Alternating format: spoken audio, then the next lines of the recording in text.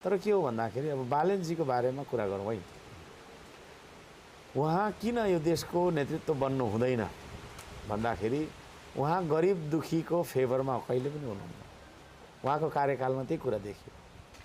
उहाँ 25-26 अर्बको बजेट चलाउन हुने मान्छे, पुँजीगत खर्च 20-30% पनि उहाँले गर्न सक्नुहुन्न थियो। त्यो भनेको चाहिँ उहाँ सक्सेसफुल प्लानर होइन।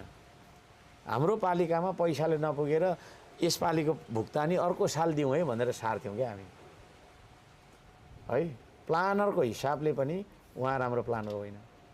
नत्र भने त्यो बजेट प्रयोग गरेर त के बनाउँथ्यो क्या। मसँग त्यति पैसा भएको भए त नि यहाँ म त के गर्थेँ। म पनि पछाडि सुन्नु न।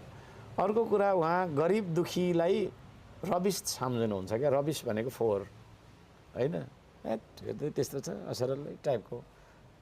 तर त्यो गरिब दुखीलाई कसरी पुनर्वास पुनर्व्यवस्थापन गर्ने भन्ने